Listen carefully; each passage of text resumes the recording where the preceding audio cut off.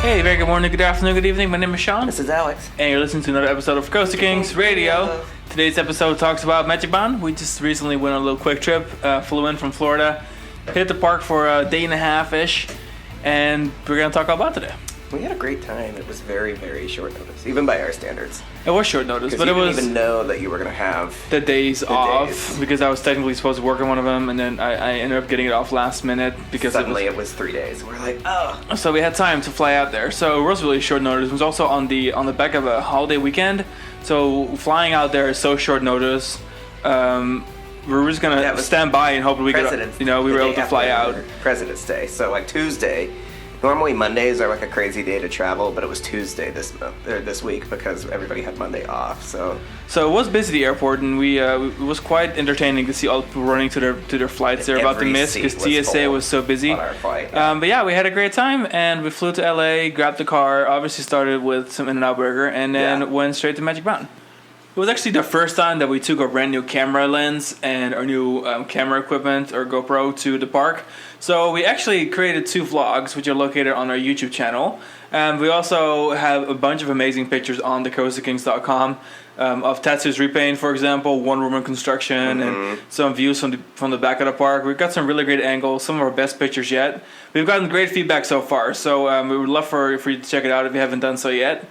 Yes, thank you for the viewership and for your comments on our photos and our vlogs and stuff, because it's new territory for us, doing the GoPro thing, and also doing we bought a zoom lens. We've never really used one before, so it's like we're having a lot of fun figuring it out, and we really appreciate everyone's feedback on creating all this new kind of this content. Luckily, our editing skills for photos is not something new, so obviously we've been doing that for a while, but now we just have different kinds of shots that we're really excited to have. And of course, Magic Mountain being our old home park, something that's so dear to us because that's where Alex and I met. It was just fun to go out there and photograph. So a lot of our days were actually spent photographing and taking videos. And I think all of our content turned out really great. So I would love for everyone listening, if you haven't seen it yet, go check it out. We got a 1-on-1 update, like a park trip report, 2 vlogs, and of course a bunch of stuff on TikTok, Instagram, Facebook. So definitely join us there. But let's take a little tour of what we did. So we got there, and one of the first things we did, of course, was ride Viper. We were going to ride X2. Yeah, we hopped in line for X2, or well, sort of. We walked over there. We hopped in line thinking it wasn't going to be long, but then we didn't know it was running one train, and then we got to the switchbacks. There was actually like 2 or 3 switchbacks in use. Yeah. We're like, maybe later, because obviously we just got in there at daylight. We want to take some pictures. Obviously we want to hit some of our favorites. So we actually went over to Viper first, which is running phenomenally. Yeah, yellow train. They're only running the one train, but it's perfect. Oh, they were only running the one train that day. Yeah, for both of our days. But it works. Viper on those days, it's best for it to be running one train, I think, because I feel like the ride runs so well if it's a full train. And even if the lines were a little bit longer, it would still be better for the overall ride experience if you had a full train. So it was running one train, but it was sending them out full, and it was just running fabulously. Front, back, all over the place for our fave. But yeah, after exploring X2 that first time, we kind of were like, well, we don't want to blow an hour of like really good daylight waiting in line for a ride when we've got our new camera stuff that we really want to.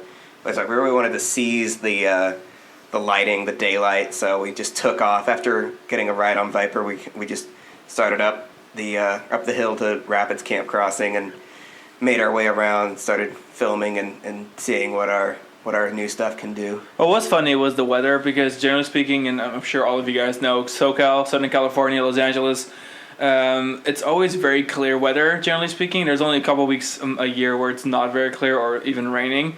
So we actually had 2 cloudy days. It didn't rain, luckily. It rained in the area, but it didn't rain at the park. And so we have a couple cool shots that have clouds in it, and it was actually kind of cold. Like the first day we were there was about 14 degrees Celsius. And the second day was actually below 10 degrees Celsius. We had actually been to Disneyland recently where it was warmer in Paris than it was at Magic Mountain, which is kind of weird. But we really enjoyed just kind of having some cool rides and actually kind of having a cold face after getting off ride at Magic Mountain rather than like a scorched one. Yeah, walking around in our little Coaster Kings sweaters and just enjoying like a pretty like walking around the park and walking from like literally miles and not feeling like overheated and out of breath as much because it was such a pleasant temperature outside. Now, the first thing I kind of want to start discussing is Wonder Woman Flight of Courage. So this new coaster is obviously the world's longest single rail coaster, derivative of Jersey Devil at Six Flags Great Adventure, except for the finale of it has like an overbank turn that crosses over. It has one extra airtime hill and then a overbank turn that crosses over the DC universe. So that's what it's going to be called once it reopens. Yep, it hovers right over and the then midway. comes back and has a long brake run that faces the first loop on Batman and then turns into the old station from Green Lantern. Really, really exciting. A lot of supports that are for the Immelman and the turnaround at the far end, right in front of Riddler's entrance, are actually already vertical. So not all of it's vertical because it's going to be a lot taller. But progress is on the way, and it's kind of nice to see it all coming together, especially after West Coast Racers being one of those projects that was so delayed. It's really fun kind of seeing this single road coaster going vertical. And I think that the size of the coaster, which is not very large by Magic Mountain standards, the support structure isn't very complicated by Magic Mountain standards. But I do think it's going to go up pretty quick, and I think we're going to have a summer opening as intended. And I'm really looking forward to that. Everything around the area looks awesome. Batman has been repainted. They are doing a lot of work on where the entrance plaza is. They took Flash out. It's rumored to be either relocated to near Tidal Wave, where Tidal Wave's splash the turnaround back into the station, or over to Pistachio Park. So funny enough, they're not planning on putting Flash back to where it was in DC Universe, which I found kind of weird because I thought it would all fit together. But at the same time, I think they guys are going for a big open approach to the new coaster, especially with the coaster crossing over the midway and crossing into like right into the plaza. Yeah, it's very possible that the support structures needed to go where some of the infrastructure for Flash was. But I'm just excited to hear that it's likely still going to be around. Yeah, I think it was a good choice for like opening up that midway. The funny thing about Flash, I mean, that ride's quite old. It came to the park in 1973, and you could walk a whole circle around it. It was completely accessible to walk like behind it, and there was bathrooms there. It was kind of an odd. It was kind of an odd spot, and I think it's going to look really good, like completely, leveled and opened up nicely. And I think Wonder Woman will look really lovely in its corner over there without being obscured. And yeah, hopefully, I mean, the Flash. It's funny when we went. When was it? Let's see. The last time we went to Magic Mountain was January, right? And late January. Flash's vehicles were right under Scream. Under the corkscrew. Now they've migrated to like under the boomerang, so they're being kicked around out there. There's some people who think the ride's being scrapped. I don't think that's as likely because they probably would have ground it up into powder by now. It wouldn't still be on property. Scream's ride plot is very common for rides when they're going through refurbishment to just be laid out. And I don't think a ride that's going to be demolished is going to be later in the Scream. Didn't they put Scrambler there? Yeah, Scrambler was there when they were redoing the area and they were making it like jamming bumpers and the new Scrambler. Yeah. And so and the same thing with Swashbuckler when that undergoes maintenance, it's stored underneath Scream. So I definitely don't think it's going anywhere. And if anything, I think the park has a good balance of coasters and flat rides. Like it's not super heavy on the flat rides, but it has such a solid coaster collection. All kind of works out. So I don't really expect it to go anywhere. But yeah, I'm really looking forward to Wonder Woman. We haven't ridden Jersey Devil yet. That's like the last like notable RMC in the country that we have yet to ride. Yeah. The biggest difference between these rides, other than like the extra little airtime hill and turnaround, is that this Wonder Woman's going to have a 12-car train instead of the 10-car Jersey Devil train. And part of the reason why they were able to accomplish that was because since they needed to route the brake run and station a little differently anyway to fit the ride in, they were able to create a longer brake run and longer station to accommodate those two extra cars. And I'll be curious to see in what ways the two rides differ, besides some of the more obvious ways. But pacing can be quite affected with the longer trains, but also Magic Mountain is in a much hotter environment, so rides there, generally speaking, just run really fast. And that's something that may sound weird if you're kind of from like our usual climates, like in Europe, but you should kind of be able to tell, like, hey, in the winter the rides run slower, in the summer they run faster. In Orlando, it's something that's super obvious too. Like in the winter, Velocicoaster is not the coaster you think it is if you ride it in like a really cold December off day. You know what I'm saying? Yeah. And the same coaster rides at Magic Mountain. They really do run differently when it's really hot out in the summer, when it's easily 120 degrees out. You know, or in the winter when it may be like cold or windy and. So I think that's going to also make a bit of a difference on the ride experience for Wonder Woman personally. Yeah, I can't wait. I'm looking forward to it.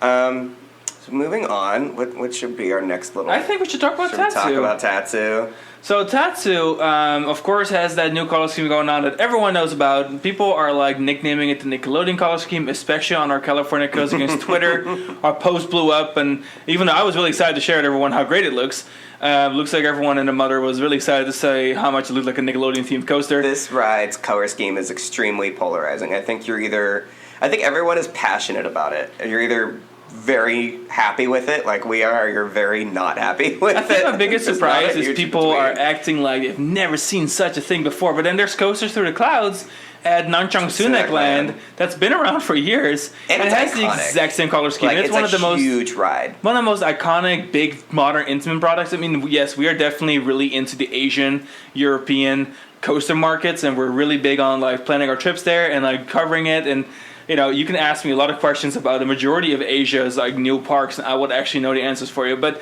and I understand that it's not necessarily everyone's gig, but I'm also kind of surprised that people just haven't been taking notice of this giant green support, orange track, Intamin hypercoaster, borderline giga. Like, it's a big, big coaster. Yeah, it's like a 260-foot tall hypercoaster with a turnaround at the top of the lift hill. Like, yeah, and so like the color scheme is not new, and I think I don't know if Magic Mountain necessarily drew inspiration from it, because obviously green is in Tatsu's identity, and so is orange. But I am in love with the colors. I think it looks awesome. Crazy about it. Yeah, I really do. I think it's my favorite color scheme in the park now, and it's not even finished.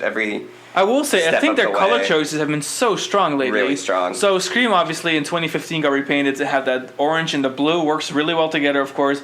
The green and the yellow on Riddler are phenomenal. The orange and the... And we were skeptical about Riddler, too. Like, when they first started painting it, we were like, oh, wow, it's like super bright for Riddler now. It works that they have like opposite coloring, like, you know, orange and green, obviously opposites, and then you have your Scream... very similar as well. So like, you know, it all kind of works really well. And I think doing the two-tone is not a bad thing at all, despite, you know, Magic Mountain having had really cool colors for their B&Ms, especially Scream and Tatsu in their prior schemes where there was 3-color involved. But I think it just looks really good. It has a nice presence, and it's important for the park to have, especially Tatsu, which from a distance is such a incredibly obvious coaster in the lineup. It's almost like a curtain of steel supports that is like kind of line up with the park, because it's such a massive elevated coaster on top of the mountain that it needed something really popping, something that looked kind of new, but also something that wouldn't be like, you know, like the orange and the yellow was honestly a lot, especially when it started fading from a distance. Like having lived there and seeing it every day, you know? Yeah, it was, for a while there, like the mid-2000s, I feel like all the B&Ms were getting the two-tone track bed where like the spine was one color and the cross tie and rails were a different color, and that's still like a popular choice at places like Cedar Point, like Raptor and Gatekeeper have that, and Tatsu had it with the yellow and red, which it looked really good when it was new, but it just really did not age well. It faded poorly, and I think doing a solid track color is going to be beneficial for the aging of the paint job. I think they're just learning that like a 10-year-old B&M looks a lot better with a solid track color than it does with the faded, like with the two tones sort of bleeding into each other. Well, another thing that Tatsu is rumored to have is the quality of paint that X2 has, a really, really expensive coat that lasts much longer. So, for reference, Viper and X2 were both repainted at the same time, late 2007, early 2008. Now, we all know how Viper looks, which is incredibly faded and you know, almost pinkish. And then there's X2, which still has that dark red color to it. Fresh as a daisy, yeah. So, as long as Tatsu is getting a coat of paint that is to the quality of X2, they're not going to need to do a significant repaint on it for like the next at least decade, and I think that's kind of the goal because Tatsu is so hard to repaint. For years, at every media event or anything we did with the park, or whenever we talked to any park representatives, they got so tired of being asked. Of course, about it. everyone, and not just us, brought up kind of like, hey, like, are we going to see Tatsu repainted for like the next season? And it was always one of those things where it's like it's impossible to get to. The ride's like grown in between trees. It is elevated on different elevations. I mean, there is a few rides as spectacular as Tatsu when it comes to its unique support work. And the park will always bring up, like, leadership, how unique Tatsu is and how Tatsu could never be done again because it's just simply such an undertaking to build a ride of such skill on such a terrain. I mean, again, Tatsu's giant 140 loop, 140 feet pretzel is at the end of the ride, which is impossible to do unless you have a whole mountain or cliff to work with. So I'm excited that they finally got to the point where they could paint it, and I also think with that new, hopefully enhanced, what I believe is true, enhanced coat of paint, it's gonna look fresh for a longer time. You know? Yeah, I think so. I think Riddler's still looking quite fresh as well. That paint job is now almost 5 years old. Yeah, 2017. Just about 5 years old. It's looking good. I think Magic Mountain is just a very handsome park. I think it comes with a lot of very attractive looking coasters, and anytime a ride at that park starts to fade, at this point in the game, there's, with this management team, it's only a matter of time before they take on either a fresh coat of paint for the ride, like with Batman, or a totally new color scheme, like the color swatches that they're currently testing for Goliath. Yeah, so Goliath could potentially look like how Raging Bull at Six Flags Great America looked at its opening. First open. A like darkish yellow, almost like a burnt. Like a burnt yellow, and then a dark red, maroonish, brownish support structure. Yeah. So the current supports. But then a little bit more like Iron Wolf was actually in the same park. That color supports, and we're not sure if the paint that they're testing on Goliath is primer, which it looks a little bit like primer, and that the track is going to remain orange. But there is a really good possibility that Goliath will no longer have teal supports in about a year from now. It is rumored to go down for a year-long refurbishment that includes a refurbishment of like everything, queue, station, perhaps trains. So that seems a little unlikely to me. The trains are so good though, like and the seating configuration. Of course, the repaint, which is the most important part. They run like a dream. Like they really do. I mean, Goliath is still such an incredibly smooth attraction. They could probably do something a little different with the seat molds themselves, but like there's nothing to be done about the chassis because it's flawless. Goliath. We always talk about how Goliath has aged better than any B&M, just about. Like, even the smoothest B&Ms could only... we know it's Giovanola, but we always draw the parallel to B&M. Because people talk about, B&Ms are, like, the smoothest, and it's like, well, Giovanola's hypercoasters, I mean, I don't know how they accomplished... It's, like, pure witchcraft. Or you can get so used to, like, the Intamin rattle, or even the B&M rattle on some of these coasters, and then you get Goliath, and it runs like glass the whole way through. I don't know how. I mean, speaking of like really smooth B&Ms that are really like standing their ground, no pun intended. Come on, standing their ground. okay, I did intend the pun. Stop. Anywho, Riddler's Revenge is just holding up so well. It's impressive how well it runs. There was a period in my life. I was really obsessed with Riddler when I didn't live in America yet, and we went to Magic Mountain on this family vacation, and the last day I really made a point that we had to go to Six Flags, and so we did.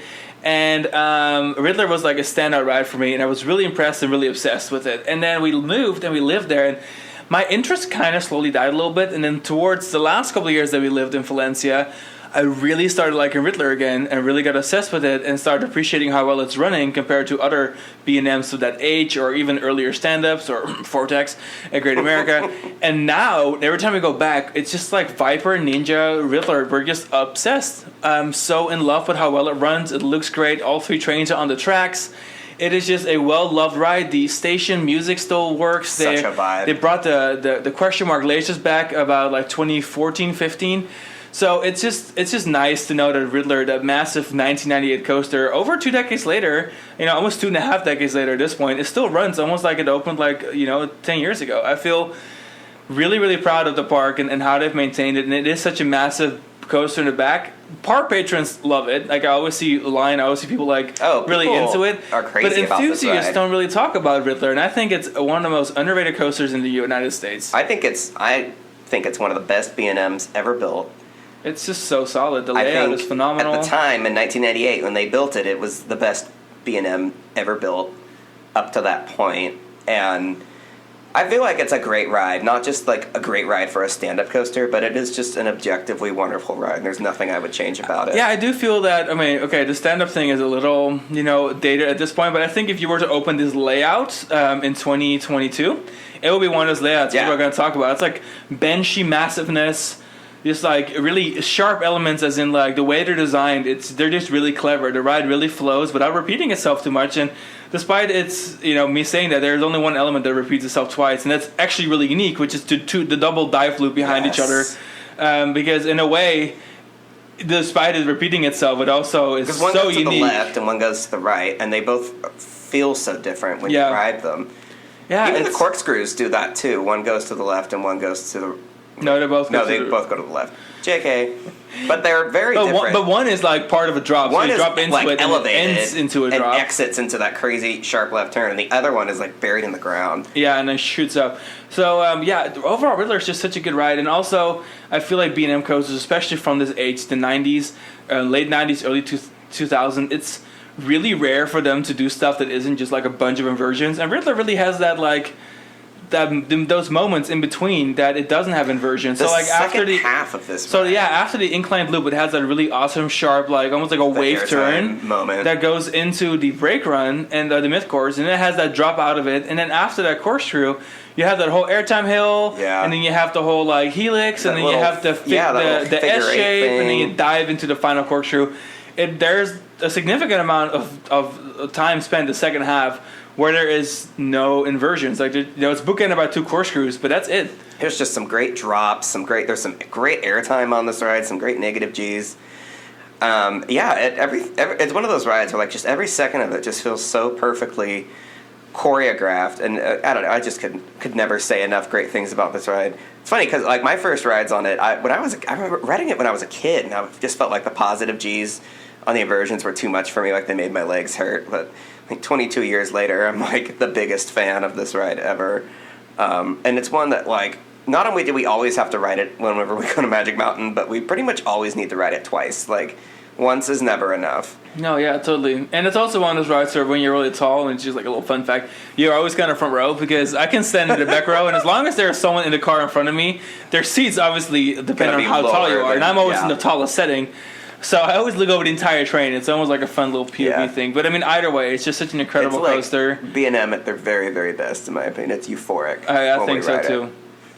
Next up, let's talk a little bit about the coaster that's kind of close to it. This is kind of a new obsession for us. Yeah, so I wouldn't necessarily call myself super obsessed with it, but I will say that I really appreciate it. We're enamored with West Coast Racers. So West Coast Racers is one of the few premieres that have the sleeker trains, or as this premiere called them when they were first launched, that I actually kind of like. Because, okay, so the trains are really something that really bothered me. So I don't want to put this too negatively, because Premier has some incredible coasters. We all love the Mr. Freeze coasters, and we think Icebreaker at SeaWorld Orlando is a really, really strong addition. That's a winner, yeah. It is just the comfort color situation and getting in and out of those trains. It's just, as a 6'5" tall guy, it's a struggle bus, dude. Like it is the struggle racer for me. But at the same time, you have to appreciate a good layout. You have to appreciate good forces, good interaction, an impressively unique suspended support structure. It looks like this whole bridge infrastructure they built just to buttressing to house the two racing tracks and then suspended above another attraction, the go-karts. It is a marvel to look at. It's an engineering masterpiece, and it's also just a really solid ride. It isn't too intense, but it also has some like really good positive G's, some really good negative G's. And it's a guaranteed race. So, like, you're always racing another vehicle. And we all know racing coasters are guaranteed double race, too. Like, you get it both. Whereas, like, I think we have one... I've ridden Twisted Colossus one time where it dueled both times around, and it felt like I hit the lottery. I think the more I ride West Coast Racers and the more I fall in love with it, one of my favorite qualities about it, which is a quality that we bring up with a lot of rides for which this quality is present, but that... It has inversions, but it doesn't... I don't feel like it relies on the inversions. Not at all. This ride has a lot of substance that is not loops, and I like how there's 2 inversions per lap, and obviously there's the interlocking corkscrew midway through both rides, but then one side has an inversion right at the beginning, the first side has the inversion. You start out with a nice inversion, you get the 2 interlocking corkscrews, and then the end of the second half of the ride has the last inversion. It's just a really well-paced ride that's like, yeah, it's a looping coaster, it's got 4 inversions, but man, this ride's got so much going for it. For us, we just can't get enough of the interlocking figure 8 helix. It is crazy how good that is. The way that the tracks are just aligned with each other the entire time, and yet at the end they somehow cross over each other. It's a really compact premier coaster, and I don't really usually associate the Skyrocket kind of coasters with being very compact, because the trains are 3 bench, which is quite large for a compact coaster train. Yeah. But West Coast Racers has all these little moments throughout the ride, especially at the end, where it just kind of dives and does like these little hops and then inversions, and it's all really tight, and it's just fun to ride a looping premiere that does those sort of things. It's just very different, and it's a really great fit. And another thing that I just appreciate about the ride, and I think generally speaking, the ride surroundings are always elevate the ride, which is why good Disney coasters are so high in our rankings, because a good environment, a good theme, a good story obviously elevates the ride experience. And the way that West Coast Racers ties together the underground, the part of the park it's in, the way that it elevated that corner of the park, I mean, if you knew what it looked like before, you'll completely understand what we're talking about. It's just a really good ride. It's just, looking at it off-ride and being in the middle of the area and just looking around you, there's always these trains racing around. It's just immersive, even off-ride. And I think, especially for a Six Flags coaster, it's honestly kind of unique. And I think that's why I appreciate it so much. I mean, yeah, you just couldn't ask for a more unique ride. Like, there's just, even among the pedigree of Premier Rides coasters and Skyrockets and stuff, I mean, it's funny that they have Full Throttle. This is actually a funny segue, because we're about to talk about Full Throttle. But it's funny to think that, like, they have 2 roller coasters of the exact same product line, and yet they are so different. The announcement of West Coast Racers was so weird, because in the moment it's like, okay, obviously very exciting, new coaster, it looks big, but also it doesn't look that big for Magic Mountain standards, because we're looking at world record breakers every time one opens. So it was weird being like, well, we already have Full Throttle, we already have Twisted Colossus, now we're getting like a full Colossus or like a Twisted Throttle. Like, what are we doing here? Full Colossus. Or Twisted Throttle, which I think also sounds pretty good. But it's great how completely different all those 3 rides are. And a Full Throttle, which we don't historically ride a whole lot. We're not the biggest Full Throttle people. We actually rode it this trip, and we really enjoyed our ride. I mean, it's good for what it is. I think that the brake run at the bottom of the loop is kind of harsh, and it also is, the ride's short. But it's a really solid loop, some good hang time, really good launch. And the way that it's built over the mountain, and you start at the bottom of the mountain and you have that giant loop, but then you zigzag your way all the way up the mountain, and you kind of run out of speed, but you're really not that far from the ground because you're all the way up the mountain. And then you of course have your dive loop into the tunnel, your reverse launch, and then you launch out of the tunnel. An underground roller coaster like that, it's almost kind of like Roller Coaster Tycoon. Like, there's not a whole lot of places around the world where there is actually underground tunnels on roller coasters that are longer than a couple seconds. So I really enjoyed that aspect of Full Throttle. Yeah, it's a clever. It's growing on me. It's 8 years old now. It's grown into itself a little bit. The infield that the ride occupies looks a lot better than it did the first time I rode it. It's an interesting ride, and sometimes a ride's value is determined later. Like, it's not. I feel like any ride can appear valuable on opening day, but Full Throttle is the kind of ride where it was for me. It was sort of like, okay, these are some interesting choices, but in retrospect, it's like, well, they made some great choices that have yet to be duplicated. There's no. It's funny that the riding on the inside of the loop and on the outside of the loop hasn't been done. No one else has done that. Seems so marketable. I mean, I guess with the exception of like Dueling Dragon at Guangzhou Sunac, but that's 2 different coasters sharing the same vertical loop. The fact, like, having this vertical loop top hat, like right side up top hat combo is, I mean, it's aesthetically very pleasing. They made a good choice with this ride as far as like something that is going to look really nice from the interstate. That is very striking. For a lot of people, I feel like they're still a little sour about Logjammer being demolished to accommodate this ride, but I guess just what we've learned from people working in the park about Logjammer was that it was inevitable, and that ride was so full of problems. Even from day one, it was a problematic log flume, relatively speaking, compared to like Jetstream, which was like a workhorse log flume, where it was full of all this like updated log flume technology that made log flumes in general a more reliable ride. Things like the turntable station, the double drop. It was just like night and day between the two rides, so it's no surprise. Some people kind of thought that after Logjammer went, it's like, first of all, they were like, well, why is Jetstream even still open? Like, why is that still a thing? It's not as good as Logjammer. It's like, well, it wasn't supposed to be Logjammer. They're two different rides with different experiences, especially when Jetstream still had the airtime hill thing at the bottom. That was really cool. I understand why they profiled it out.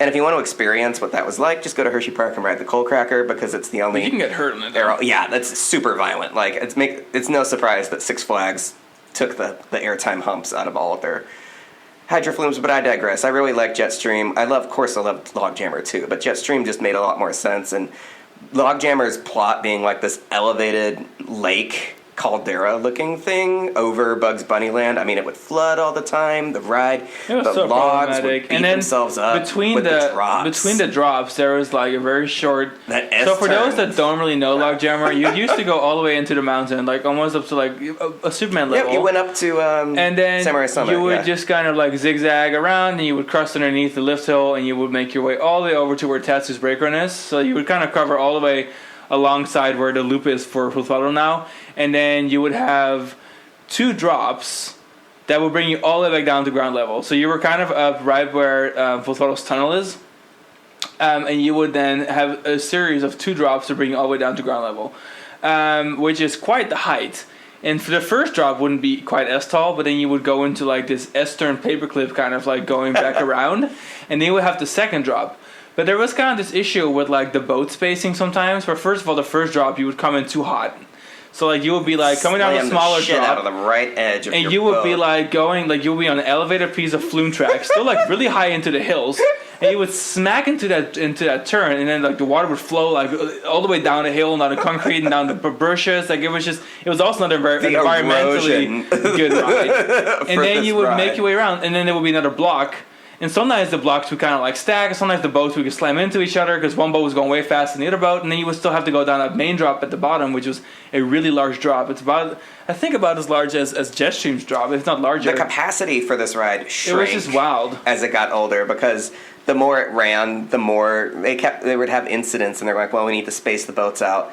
And then there would be another incident. They're like, well, we need to space the boats out even more, to the point where like they really couldn't run as many boats in succession as intended. I mean, it's fun. It's one of those things. You look at old pictures of the park, like from opening year, all that fanfare, and like there's so many boats on Logjammer, and it's like when I was a kid, they never ran that many logs on Logjammer at once, and I'm pretty sure it's because it was not safe to like send a boat down drop 1 until the boat in front of it was down drop 2. Like I'm convinced that has a part in it. Obviously, it's a lot of it is hearsay, but there was just so many problems with that ride. So for anybody who still is like not living their best Full Throttle life because they're angry about Logjammer, we humbly like implore you to let it go, because it was time. It was time for Logjammer. It ran for 40 years. It was a cool ride. We still have Jetstream, which we love. But next up, let's talk a little bit about moving on. We're going to talk about Superman Escape from Krypton. Also, on Samurai Summit. Yes. So for the last 3 visits we had prior to this one, we really wanted to ride the forward car because they turned it forward late last year. We're like, boom, let's do it. I want to re-experience Superman the Escape. And then every 3 times we went, either the ride was down or they were only running backwards. And we're like, well, we don't want to wait for backwards. It's not really worth it. We've already ridden backwards so many times. And then this trip, we saw it testing forward, which we didn't really realize it was running forward because we were like, well, it's just testing. It's not open, whatever. And then we were just taking some casual pictures of Full Throttle, Gold Rusher, Riddler, Tatsu, all the good stuff on Samurai Summit. And then they opened the queue, so we like ran inside. We didn't even look at like the forward or backward. We just went in. So we just followed the queue. We didn't even look at the sign. We'll ride it regardless because we're here. Yeah, because we haven't been in a minute, and like the queue just opened, so there's definitely not going to be a wait. And we get to the station and we realized, oh shit, it's running forwards, and we got really excited. As you can see in the vlog, we're like dancing, we're like super into it, and it was really fun. I mean, it wasn't quite the free fall feeling I remember as a kid, but at the same time, we've ridden 1,000,001 coasters now, and we're kind of like, our bodies are used to like doing the whole drop thing. But it also feels a little different now, I think, with the restraint system. Sure, but still, it was just so fun riding it forward, and I just appreciate the launch so much more because you gain such tremendous speed, and then like when you launch up, you can kind of appreciate way more how tall the tower is when you go up it. And he's like seeing the tower, just like, flying by all the staircases. It was really fun. I mean, it didn't go quite as high as I expected because when it runs empty, it will literally go way into the red. But when it doesn't, when it's full, it can, it just goes a little bit into the red. But either way, though, it was just really fun, and I'm so glad that we got to ride it forwards finally. It was really good. Yeah, it had been a long, long time for me since riding it forward. I mean, it had been a long time since I'd ridden it at all, and so riding it forward felt like such a novelty. It felt like a great throwback. I love the idea of them having one side forward, one side backward. And so I look forward to future rides on it, whether it be forward or backward. I think the ride, it's funny, I feel like the ride's actually aging surprisingly well. I feel like it's aging better than people thought it was aging maybe like 15 years ago, but the whole Escape from Krypton gimmick ended up having a lot of substance, and 10 years later, they're like, well, we're going to turn one side forward again, and now that is substantial once again. It's a ride that really has a lot going for it for such a simple ride that even when it opened, people would pigeonhole the ride as a one-trick pony. But it's like, it's one of those things, you get used to the ride and you start to really like it for what it is and for the fact that it's so unique. It's one of a kind now. We don't have Tower of Terror in Australia anymore, and so yeah, it's again just a great unique asset for Magic Mountain that is seems to have a bright future ahead. Speaking of brights, let's talk about the paint scheme on Scream, still holding up pretty strong. Scream is one of those rides where we love Scream. Now we're no longer living there. We just appreciate the ride a lot more. I mean, I know we've said it about several attractions, but Scream is just another one of those rides where I liked it when we lived there because it never had a queue and it ran pretty smooth. But also, it's in a park like Magic Mountain where there's so many outstanding attractions. But really, it is a good attraction. Like, it is a good ride. Every time we go to Magic, we end up riding Scream, and we're always kind of like, yeah, we should ride this more. Like, it's just so good. We always make time for it, even though, I mean, we live in Orlando. We literally have Kraken down the street, and we love Kraken. But even though we go to Magic Mountain and there's so much to do, we never hesitate to ride Scream, even though it's like, oh, well, it's kind of like Kraken. It's like, well, it's still worth riding it because it's just a great ride. What can I say? Yeah, not much else to say about it. And I think that finally the whole parking lot coaster thing is kind of dying out. People are no longer complaining about it being in the parking lot. And honestly, the lines below have blurred over time. So yeah. I'm really not that bothered by its location. I kind of like it. It has its own plaza. And the queue itself is actually kind of cutely landscaped. Like, there's really nothing bad about it. It's nice views from the station. Nice views from the mountains and the station. And always have a nice breeze even in the summer because it's, it is kind of out in the open. Music is such a throwback. Oh my god, it's yes. Early 2000s house thumping. The two best musics in the whole park are Riddler and Scream. They have this like banging soundtracks. That's some of the best station music of any rides anywhere. And it's also impressive they still do those musics for the station. Yeah. Even Goliath still has like its weird music, like the whole like whatever tropical thing that's supposed to be. Now let's talk about the ride. The section of the podcast is gonna piss off the most people is that Twisted Colossus. Like, Twisted Colossus. I'm just over it. Can't be bothered. We didn't even ride this trip. We haven't ridden it the last two trips. We didn't ride it in January. We did ride it in November or October last year on that trip. But it's just one of those rides where like it's only running two trains lately, and it's not racing. And if it doesn't race, I'm over it. I don't have time for it. Like West Coast racers do be racing, and I know that Twisted Colossus no longer has to race because West Coast races.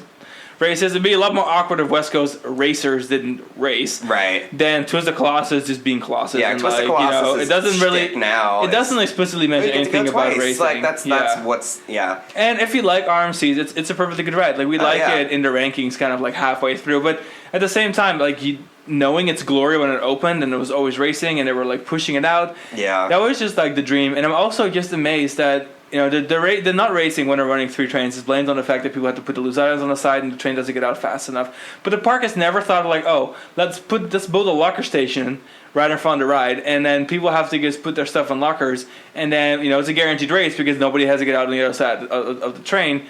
I find it weird because stuff like X2, it's like, all right, you got to put all your stuff in a locker, no exceptions. But then there's a ride like Twisted Colossus that it can really, really benefit from having lockers. And now we're over here like 7-8 years later, and Twisted Colossus doesn't have lockers.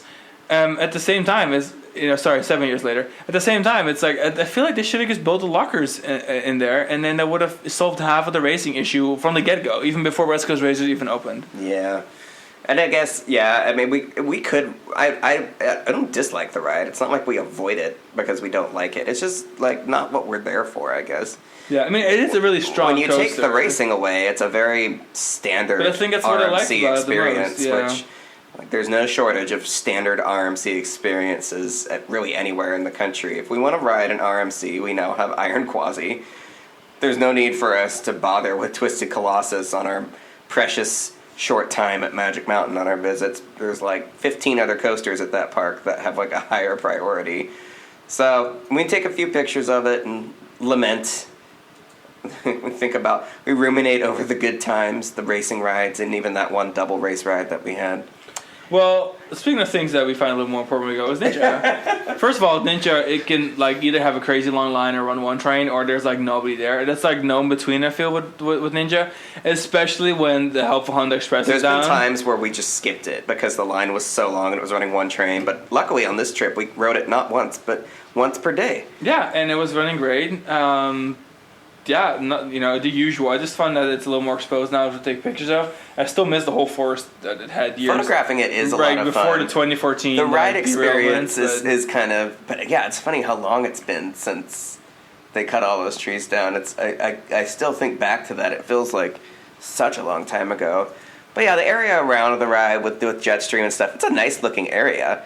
It's just, it's not the experience that it was. But you know what? I also really love just being able to see the ride. Like, yeah, I love sitting in West Coast Racers, like waiting for the first launch or the third launch, and just like admiring Ninja, just off to the side, like vibing with Jetstream. Ninja and Jetstream together are just one of my favorite ride pairings. I can't get enough of either of those rides. It's just nice that back corner of the park, which I include those two rides in there, despite their stations not being close to each other, now has like together with Apocalypse and West Coast Racers. Oh, yeah. That just feels like just such a full corner, and for years and years and years the park struggled with making that corner full, and in 2010 they were supposed to put the Mr. 6 dance coaster there, which is now Roadrunner Express, elsewhere in the park, and it was supposed to be like Apocalypse, Deja Vu, and the Mr. 6 coaster were going to make like a new area, and that just never happened. Even though the maps came out, I have maps of it where it has that ride in that spot. I guess it just never materialized, and I think that they finally have it together. Do I miss Deja Vu? Yes, you can still see its bones, and despite there being a really cool Aftermath 2 Fright Fest maze, I still miss Deja Vu. Like can't deny that. Also super salty. They sent it to Six Flags New England, and they now ruined it, demolished. and now they've demolished it. It's like, super salty. Why'd you guys screw up a good thing? Like, that was my fave at Magic, but whatever. It's whatever. We just go to Silverwood. And then I also want to give a shout out to Magic Mountain for doing its like 50th anniversary. The little banners theming. everywhere. So obviously 2021 was the 50th anniversary, but we can talk about it still, because if you're Disney or any theme park chain, you can celebrate a 50th anniversary for as long as you want. Yeah, 2 years. So the whole park is covered in these like special big poster like banners. So usually there would be like corporate ads about like M&Ms and Coca-Cola and like life's so great with this insurance and healthcare. Like stuff like that. Like they're really like the corporate marketing that Six Flags is notorious for. They replaced like 20 of those signs with major Magic Mountain roller coasters, and they have like these really nice, cool, modern posters with the 50th anniversary logo in it, and it's honestly really dope. The Viper one I would buy. Like, yeah, Magic Mountain, if you're listening, if you have to bring that down, can you please let me know? Oh my god. I will put it as a centerpiece in my house.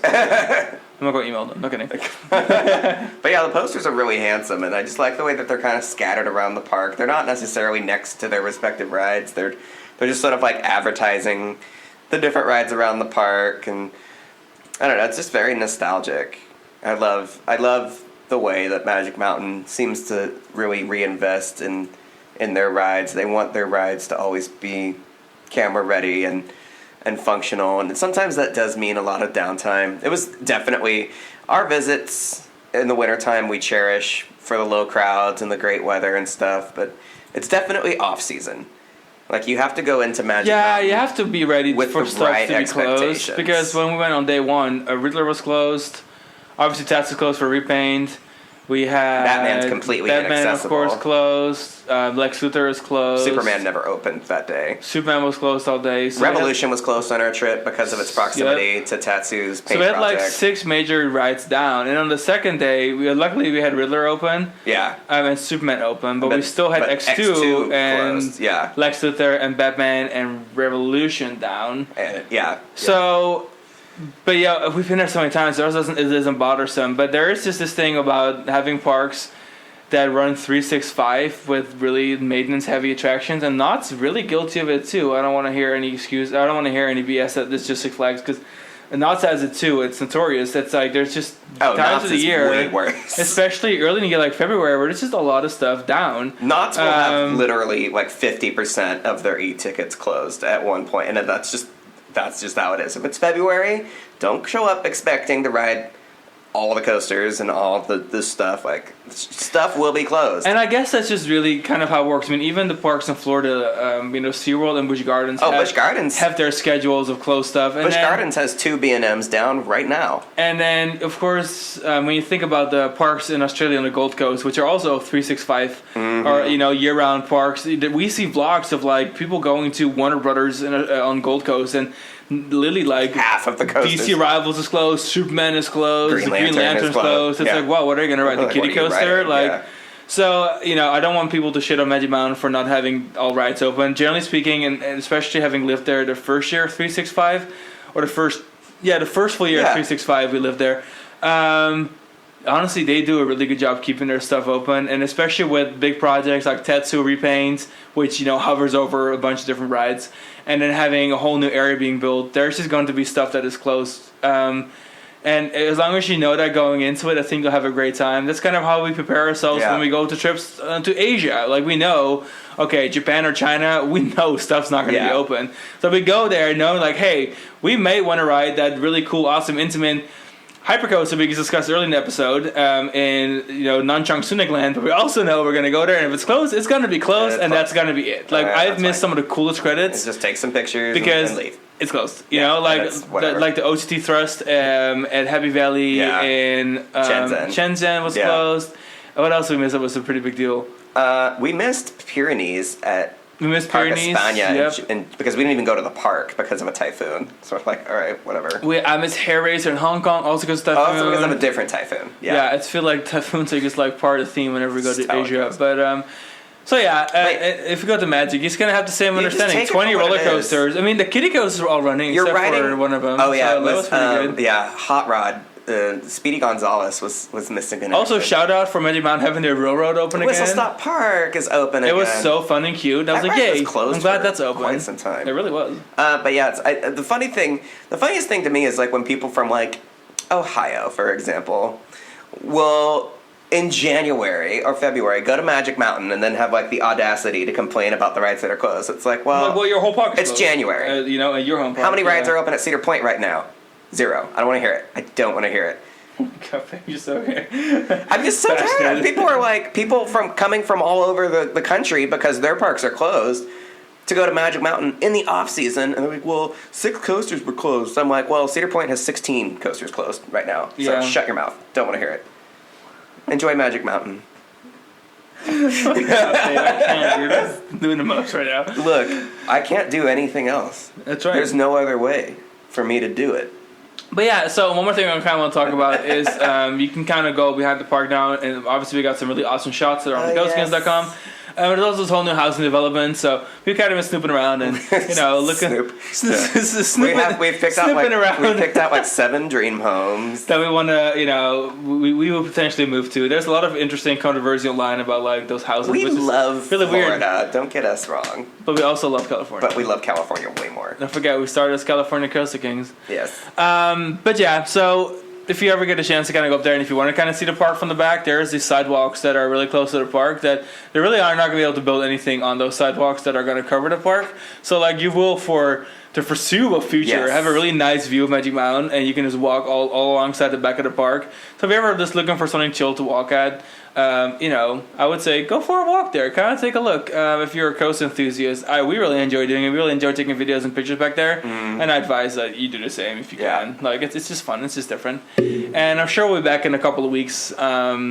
To go ride that, go visit the park and go ride some more stuff. As of right now, we have a lot of new content online about new rides. For example, Emperor, we just had our associates go and check it out. We made an online reverse POV that's on YouTube right now, so definitely go ahead and check that out. For Emperor, we have our Iron Gwazi stuff, we have Icebreaker stuff.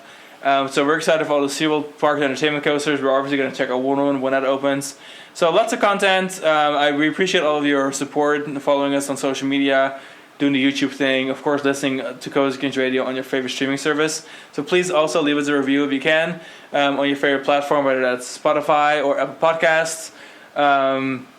We just appreciate a little bit more reviews. And we also appreciate any input. We're going to do a couple more cool episodes like Hot or Not, and that's coming up. We're going to do like a hot takes episode. We're going to take your hot takes and we're going to judge if they're hot or not. And kind of what we think about judge them. your hot takes, and it's like, is your hot take like a hot take, or is it just a like a take? So that and more coming later in this season 4 of Cozy Kings Radio. But for now, we're out. We're off to bed. It's late. We got our boosters today, and we're starting to feel it. So my arm hurts. Get your booster. Get vaccinated. So you can go travel and go ride coasters outside the country. So that they'll let you into Germany.